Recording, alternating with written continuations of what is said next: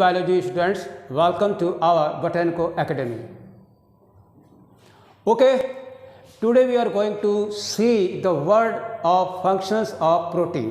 आज हम देखेंगे कि पूरी बायोलॉजी में प्रोटीन के क्या क्या कार्य हो सकते हैं, ठीक है। और उनको जरा देखिए, पहले एक सरसरी निगाह से देखिए क्या है कैटालिटिक प्रोटीन्स, ठीक।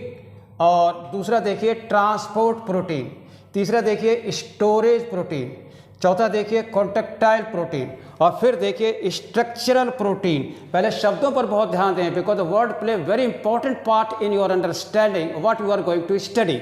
ओके, एंजिन प्रोटीन, ठीक है, और defence protein, okay, and regulatory protein, hormonal protein और enhancer protein, and here receptor protein और न्यूक्लियो प्रोटीन, ठीक है। और अब हम जरा देखेंगे one by one.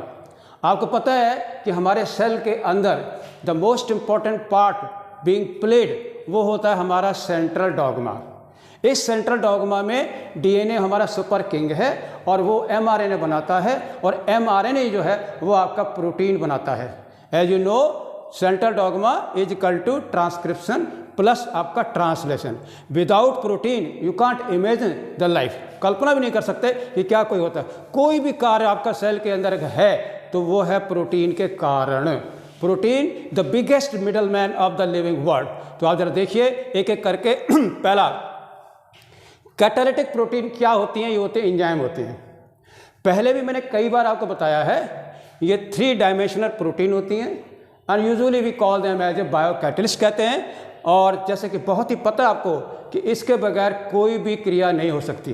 The whole world living on one enzyme and that is the most abundant protein of the biosphere, जिसे आप कहते हो रुबिस्को। क्या कल्पना करते हो बिना रुबिस्को के फोटोसिंथेसिस हो जाए? और अगर फोटोसिंथेसिस नहीं है तो क्या आपको O2 मिलेगी? क्या आपको खाना मिलेगा? So that is why you can see the biggest contribution of protein in the form of biocatalyst enzyme, that is your Rubisco. Okay, and number of enzymes, more than 3000 enzymes are there which are continuously performing all the living biochemical activity in your cell. मुर्दे की कुछ नहीं होती क्रिया, मुर्दे में decomposition होता है। वो क्रिया किसकी होती है? बैक्टीरिया की। But suppose if you are living, the number of the enzymes are there. हंसना, खेलना, कूदना, तरह तरह के जितने भी विचार हैं, and every thought has a specific type of enzyme for your action. Okay, तो ये वाला आपका काम हो गया catalytic protein. Okay, may be of anabolic, may be of catabolic. और आपको पता है कि हमारा जो एम्फीबोलिक में जो आपकी जो क्रेब्स साइकिल है उसमें आपके सबसे ज़्यादा जो है 70% एंजाइम हमारे बायोलॉजी के they are found in mitochondria. मैं सिर्फ आपको सचेत कर रहा हूँ कि प्रोटीन केवल फंक्शन पर नहीं। ज़रा देखिए कितना मज़ा आता है। ओके, नाउ दूसरा वाला देखिए ट्रांसप्रोटीन। ट्रांसपोर्टर प्रोटीन वो प्रोटीन होते हैं जैसे आपको किसी चीज़ को सेल के अंदर, सेल की दुनिया के अंदर भी ट्रांसपोर्ट है। जैसे आपका शहर होता है, मेन रोड होती है, गलियां होती हैं, ऐसे सेल के अंदर भी जो है इंटरनल कंपार्टमेंटलाइजेशन होता है। मैं फिर बोल रहा हूँ, स्ट्रक्चरल एंड फंक्शनल कंपार्टमेंटलाइजेशन का मतलब होता है अलग अलग प्रकार के इंट्रासेलुलर स्ट्रक्चर में अलग अलग प्रकार के फंक्शन होते हैं। तो निश्चित है हर प्रकार के फंक्शन के लिए हमें सेट ऑफ एंजाइम भी चाहिए। इसलिए जो है उनमें तरह तरह के सब्सटेंसेस को यानी सेल के बाहर ले जाना, और बहुत सारी चीज़ें सेल के अंदर आती हैं, और अगर सेल के अंदर आ भी जाती हैं तो किस तरह से आपको न्यूक्लियस से क्लोरोप्लास्ट में जाना है, कैसे आपको ट्रांसपोर्ट करके न्यूक्लियस से प्रोटीन को माइटोकॉन्ड्रिया में ले जाना है, गोल्गी बॉडी में ले जाना है, ER में ले जाना है। So now you can just imagine, कल्पना कर सकते हो कि ये काम बिना ट्रांसपोर्ट प्रोटीन के नहीं हो सकता। So you can see now कि transport protein play very important role in the exchange of the various type of substances. जरा देखिए, जरा हरिओम बम बम। पहला जैसे मैं करें आपके सामने आएगा, अब अच्छा लगता है आपको, haemoglobin. Haemoglobin is the main क्या है? Oxygen transporter and plus CO2 transporter. क्या कल्पना करते हो कि क्या हमारा ब्लड जो है हमको जिंदा रखता है? क्यों? क्योंकि वो ऑक्सीजन और CO2 का ट्रांसपोर्ट करता है। इसी तरह से ट्रांसफेरिन होती है जो आयरन का जो ट्रांसपोर्ट करती है, और इसी तरह से आपका GLUT4 जो है ये ट्रांसपोर्ट करता है ब्लड से ग्लूकोज को किसमें? Into the liver. Constantly blood is taken after the meal into the liver where it is stored as glycogen. ठीक है? Okay, now you see the third part. तो ट्रांसपोर्ट समझ में आ गया। अब ये ट्रांसपोर्ट आपको, आप कल्पना करिए, पूरे एक लंबे टॉल सेल के अंदर हो सकता है, आपकी ह्यूमन बॉडी के अंदर हो सकता है। अब आ रहा है हमारा स्टोरेज प्रोटीन। बहुत ही अच्छा सवाल है। स्टोरेज प्रोटीन का मतलब होता है those protein which are involve in the storage of specific substance in the cell. आइए देखते हैं यहाँ पर क्या है, एपोपेरिफेरेटिन। एपोपेरिफेरेटिन क्या होती है, ये स्टोर करती क्या है, आयरन। तो आपका नीट का सवाल है, मोस्ट अबंडेंट प्रोटीन का सवाल था आपका रुबिस्को एंजाइम, और वो किसका, बायोस्फीयर का। फिर देखिए ट्रांसपोर्ट में आपके सामने ये सवाल आ गया, हीमोग्लोबिन का आएगा, ग्लूट का आएगा, ट्रांसपोर्ट का। और ये इसमें ट्रांसफेरिन में और इसमें जरा अंतर देखिए क्या कहता है, एपोफेरिटिन ये स्टोर कर रही है और वो क्या कर रहा है, ट्रांसपोर्ट कर रहा है। तो आपके जो ऑप्शन होते हैं 1 2 3 4 अल्टरनेटिव होते हैं, बी केयरफुल कि हम स्टेटमेंट हमारा क्या कह रहा है। जरा देखिए एपोफेरिटिन क्या, स्टोर आयरन करती है, ठीक है, इसे हम फेरिटिन भी कहते हैं। अगर देखिए मायोग्लोबिन जो है बहुत ही खूबसूरत है, एक ही पॉलीपेप्टाइड चेन की बनी होती है, मोनोमेरिक प्रोटीन। याद रखिए ब्लड की अगर कोई पूछता है 2 प्रोटीन के नाम बताओ, तो आपका एक है हीमोग्लोबिन और दूसरी है आपकी मायोग्लोबिन। हीमोग्लोबिन ट्रांसपोर्ट कर रही है गैसों का, O2 का और CO2 का, और जबकि मायोग्लोबिन क्या करती, ये स्टोर करती है ऑक्सीजन। सो द क्वेश्चन आपका नीट का है, विच of the following protein store oxygen and that is your myoglobin. ठीक है, आगे जरा देखिए। अब आ रहा है हम चौथे नंबर पर, कॉन्टेक्टाइल प्रोटीन। बहुत हैरानी होती है कि सेल के अंदर ट्रांसपोर्ट तो आप कर लोगे, you bring anything, you take out anything, but cell के अंदर अगर आपको मूवमेंट करने वाली जब आपके पास में बात आती है कि किस तरह से एक सेल मूवमेंट कर सकता है।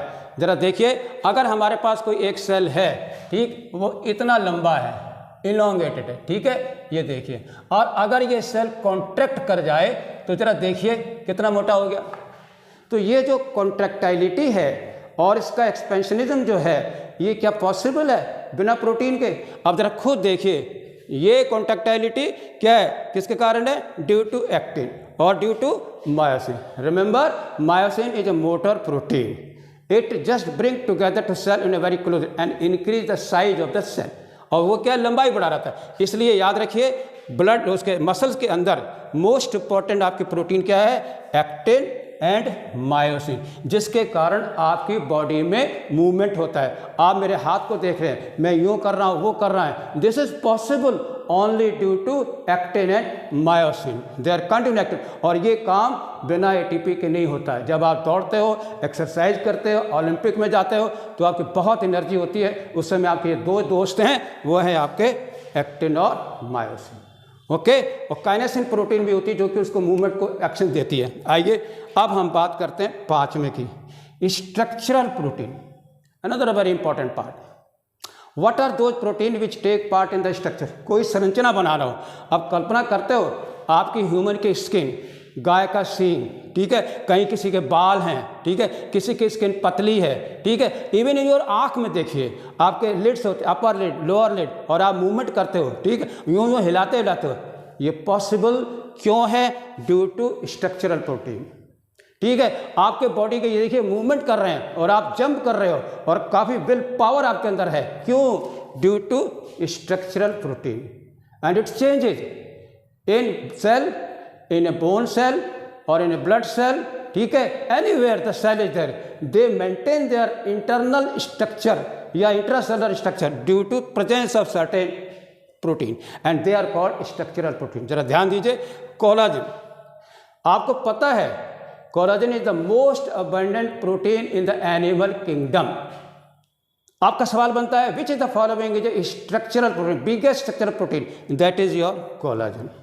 मैं डिटेल में नहीं आपको बताऊंगा, और याद रखिए कहाँ है कि टेंडन, ये जो टेंडन वर्ड जो आ रहा है आपका, ये याद रखिए किसका करता है, जब किसी भी मसल को हम जोड़ते हैं किसके साथ, बोन के साथ, तब आप टेंडन है, ये देखिए मेरे हाथ में यहाँ पर देखे हुए ये कितना आपका मजबूत है, और जब कभी भी आप बोन को बोन से जोड़ेंगे तब आपको लिगामेंट की ज़रूरत पड़ेगी, याद रखिए। इसलिए कोलाजन जो है ये आपके कहाँ पर है, आपके पूरी कनेक्टिव टिश्यू के अंदर पाया जाता है, बोन्स में भी है और आपके स्किन में भी है। आपने देखा गाय की स्किन गाय हमारी स्किन पतली, किसी की मोटी होती है, तो कोलाजन जो होता है, नौजवान बच्चा होता है तो बड़े मुलायम होता है, जब बूढ़ा हो जाता है तो उसमें जो है कोलाजन फाइबर ज़्यादा रिजिड हो जाते हैं, तो एजिंग होने लगती है, रिंकल्स आने शुरू हो जाते हैं। और कोलाजन, ठीक, इलास्टिन जो है ये आपके लचीलापन लगाने के लिए आप मूवमेंट करते हो होठों का, जीभ का, ये क्यों है? ड्यू टू इलास्टिन, बिकॉज ये प्रोवाइड करती है flexibility and this is also a structural, ठीक है। रिजिडनेस जो है कोलाजन, इलास्टिक जो है, इलास्टिक किस कारण होती है? बम। अब आइए कॉन्ड्रियोटिन, ये कहाँ भाई? कार्टिलेज में। आपने देखा होगा बोन्स की जो है प्रोटीन जो होती है वो आपकी ओसिन प्रोटीन होती है, ठीक है, और वो क्या है, इतनी मजबूत होती है। और जबकि कार्टिलेज में आपकी नाक है, आपकी ईयर पिन्ना है, क्योंकि ये मूवमेंट कर सकती है, उसमें क्या प्रोटीन होती है? कार्टिलेज में कॉन्ड्रियोटिन प्रोटीन पाई जाती है। सवाल आपका हो गया, chondroitin protein found in cartilage, not in bone. और ये क्या है? केराटिन। भाई ये भी बड़ी कमाल की चीज़ है। आपके नाखून, आपके हेयर, जितने भी आप देख रहे हैं केराटिन प्रोटीन के बने हुए थे। और आपके नेल, ठीक है, ये देखिए ये फाइबरस प्रोटीन है। और केराटिन देखिए हेयर भी फाइबर है, लेकिन नेल में फाइबर नहीं है। तो तरह तरह के इसके कंपोजिशन जो है, जैसे हूफ है, गाय का खुर है, भैंस का खुर है, तो वो भी आपका केराटिन का बना हुआ होता है। अब आइए स्ट्रक्चरल प्रोटीन के बाद अब हम ले चलते हैं आपको एंजिन प्रोटीन पे। देखिए बड़ा मजेदार सवाल है। सेल के अंदर कभी देखा आपने अमीबा को? अमीबॉइड मूवमेंट करता है, या पैरामीशियम को देखा, और या आपके अभी पॉलन ट्यूब जा रही है, चली जा रही है लॉन्गेट होकर के ओवल में घुसना, यहाँ जाना, वो जाना। तो सेल के अंदर जो मूवमेंट होते हैं उनके लिए भी कोई ना कोई आपके पास मशीन होगी जिसे आप कहते हो एंजिन प्रोटीन, ठीक है। कोई चीज़ ऐसी प्रोटीन जो हमारा रोटेशन को करे, या हमारे फ्लैजेला को यूँ घुमाए, या कोई ऐसा स्पेसिफिक रोटेशन दे, तो वो पॉसिबल होता है due to engine protein. Let us see क्या सवाल बनते हैं, which of the following is a engine protein. देखिए क्या कह रहा है, डायनिन। बहुत ही बढ़िया ये इंजन प्रोटीन है, क्यों? ये जनरेट फोर्स करती है। इसी फोर्स के कारण जो है सेल के अंदर किसी भी सब्सटेंस को आप मूवमेंट दे करके एक स्थान से दूसरे स्थान तक ले जा सकते हैं। मैं आपको बड़ा अच्छा एग्जांपल बता रहा हूँ, ज़रा गौर करिए कि अगर आपके क्रोमोसोम का डुप्लीकेशन सेल डिवीजन के टाइम मेटाफेज के बाद हो गया, आगे अब अगर आपको क्रोमोसोम जो बढ़ चुके हैं या डिवाइड हो चुके हैं उनको अपोजिट पोल में ले जाना है, तो आप कैसे लेके जाएंगे? बिकॉज क्रोमोसोम का जो है सेंट्रोमियर जो है वो आपके कंटिन्यूस फाइबर पोल टू पोल वो जुड़ करके वो आपको क्या करेगा? मोबिलिटी देगा। किसको? क्रोमोसोम को शिफ्ट करेगा मध्य पटलका से इक्वेटर प्लेट से अपोजिट पोल की ओर ले जाने के लिए आपको इंजन चाहिए, and that is facilitated by dynein pole.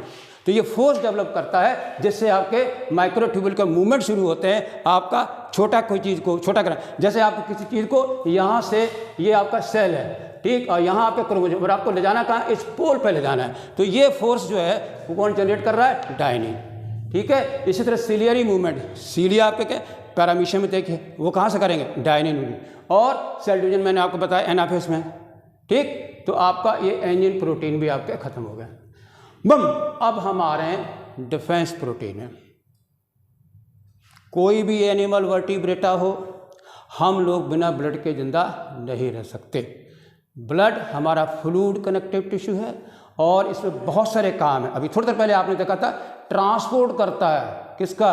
O2 का और CO2 का। खाना भी आपको देगा, आयरन भी आपको देगा, मिनरल भी आपको देगा। तो यहाँ देखिए, यहाँ एक और अच्छी चीज़ आ रही है ब्लड में, वो क्या है? आपकी डिफेंस प्रोटीन।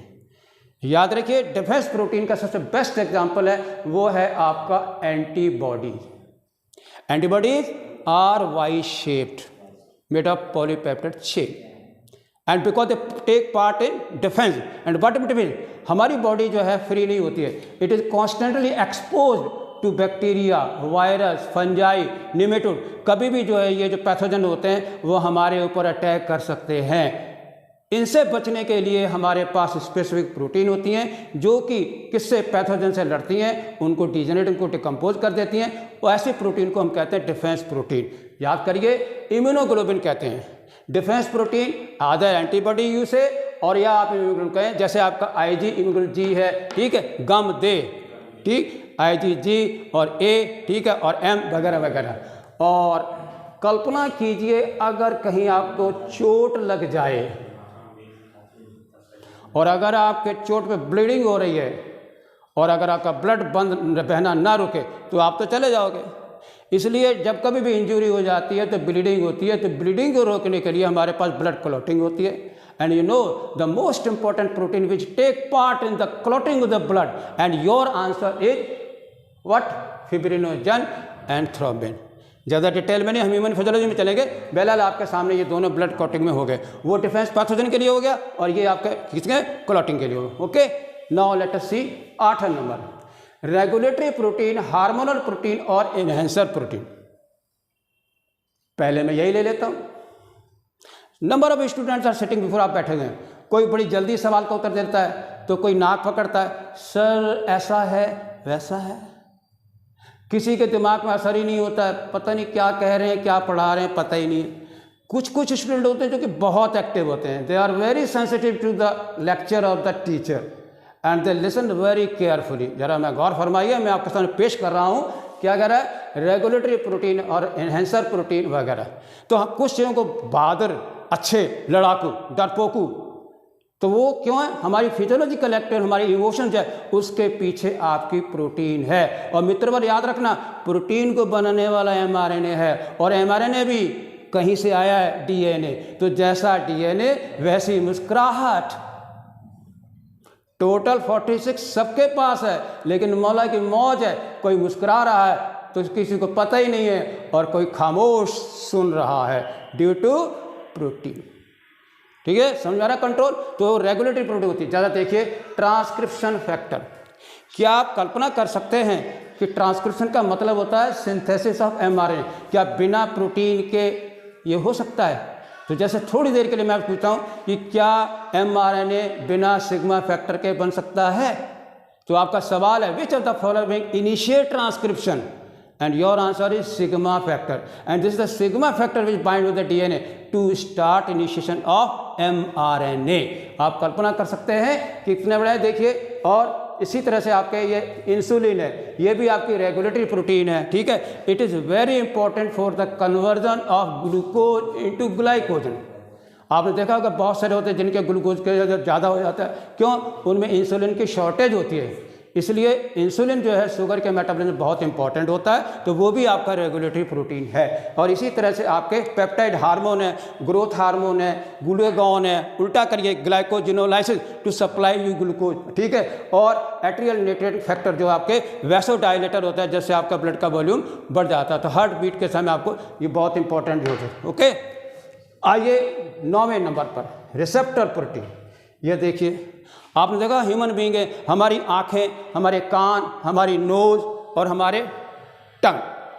हमारे टंग की जब बात करेंगे तो टेस्ट रिसेप्टर, ठीक है भाई, इसमें जाएंगे तो नेसल रिसेप्टर, और इसमें जाएंगे तो हियरिंग रिसेप्टर, ठीक है, विजिबल रिसेप्टर। तो ये वेरियस प्रकार के जो प्रोटीन के रिसेप्टर होते हैं, ये हमारे अलग प्रकार के फंक्शन को करते हैं। ठीक है, इस तरह से जो है ये आपके सेंसरी रिसेप्टर जो होते हैं, आइदर फॉर टेस्ट और फॉर स्मेल और for hearing, only due to presence of protein. अब हम ला रहे हैं 10वां नंबर, न्यूक्लियो प्रोटीन।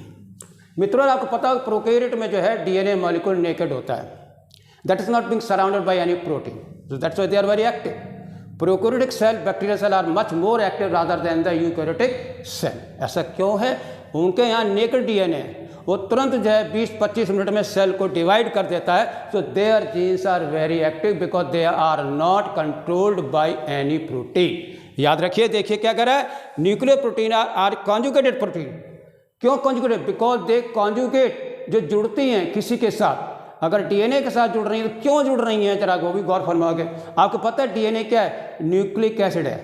डीएनए है, आरएनए, ये एसिड है। क्यों? Due to presence of phosphoric acid. तो मित्रों, फॉस्फोरिक एसिड को न्यूट्रलाइज करने के लिए आपको चाहिए बेसिक प्रोटीन, जो कि उसको कंट्रोल कर लेंगे। इस तरह से आपने देखा होगा न्यूक्लियोसोम मॉडल, उसमें सारी प्रोटीन इन्वॉल्व होती हैं, तो वो कौन होती है? हिस्टोन। H4 हिस्टोन होती है, H2, H2A, B वगैरह होती हैं, तो वो आपका, तो हिस्टोन जो होती है, प्रोटामीन होती हैं, वो क्या करती हैं? स्टेबलाइज करती है। जरा देखिए नीट का सवाल, विच ऑफ द फॉलोइंग, ठीक है, स्टेबलाइज द डीएनए एक्टिविटी, वो आपकी क्या है? हिस्टोन प्रोटीन है। समझ आ गया? प्रोकैरियोट में हिस्टोन प्रोटीन नहीं होती, इसीलिए उनके डीएनए बहुत ही ज़्यादा रिएक्टिव होता है और कम समय में वो फटाफट सेल डिवीजन कर लेता है। ठीक है। और अब आगे 11 नंबर। Okay, now let us see 11, nutrient and storage protein. This is another type protein which is responsible for the storage of the food substances. तो देखिए आपका ओवल एल्बुमिन होती है, प्रोटीन का स्टोरेज करती है। मिल्क में कैसिन प्रोटीन होती है, ठीक है। जेइन क्या है, मेज, मक्का में आपके सीड में होती है। और गेहूं वगैरह जितना आप देखते हैं उसमें एल्बुमिन और ग्लोबुलिन ग्रेन में प्रोटीन होती है। याद रखिए, as a reserve food material which is present in different types of animal और plants and so on. In case of animal, जंतुओं के बीच में ओवल एल्बुमिन है, और व्हीट और मेज में जीएन है, और एल्बुमिन में ग्लोबुलिन है। तो सवाल देखिए नीट के, which of the following are found in wheat grains. ये देखिए जौ है, आपका आंसर क्या है, एल्बुमिन और ग्लोबुलिन। अगर आप इसको देखें, मक्का में कौन सी प्रोटीन पाई जाती है, आपको पता है मक्का का नाम क्या है, जियामेज, ठीक है, जिसे हम कहते हैं जेइन, ठीक है। तो ये जेइन जो है ये आपकी रिजर्व प्रोटीन है, किसमें, मक्का के अंदर है। यहाँ मैं एक छोटी सी आपको अपनी हिस्ट्री बता रहा हूँ कि मैं जब एमएससी फाइनल में स्टूडेंट था तो मैंने जिया मेज पे बड़ा अच्छा सा नोट लिख लिया, मेज लिख लिया था, और मैंने पूरी कोशिश कर ली, लेकिन मुझे बॉटनिकल नाम जिया मेज का नहीं याद आया। तो नहीं याद आया, आप अंदाज़ा लगा सकते हैं कि मेरे न्यूरॉन ने मुझे बॉटनिकल नाम नहीं बताया और मैंने एमएससी में ड्रॉप कर दिया। उस दिन से मैंने कान पकड़ लिए कि कभी भी अपने दिमाग के साथ ज़बरदस्ती नहीं करूँगा, जो ईश्वर देगा मैं वही बोलूँगा। और फिर जब दोबारा बैठे, फिर हमने सारे रिकॉर्ड तोड़े कि आप जो भी करें स्टूडेंट को बहुत श्रद्धापूर्वक सरस्वती को ग्रहण करना चाहिए। Thank you very much. आइए, जीन प्रोटीन किसकी, मेज की है, जिया मेज, ठीक। एल्बुमिन और ग्लोबुलिन किसकी है, व्हीट की है। और कैसिन प्रोटीन क्या है, याद रखिए, सॉल्युबल है। और जब आप दही जमाते हो दूध से तो लैक्टोबैसिलस महाराज काम आते हैं, और वो बनाते क्या हैं, दही, आपके कैल्शियम कैसिनेट, जो कि प्रेसिपिटेट हो जाता है।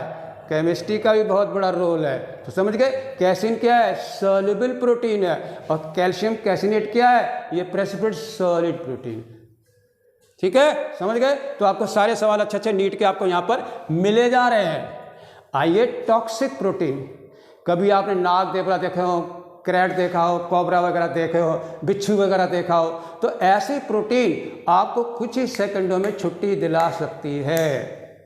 भाई मेरे, या तो आपके नर्व सेल को डेड कर दे, या आपकी आरबीसी को फाड़ दे, तो you are nowhere to just live in the world.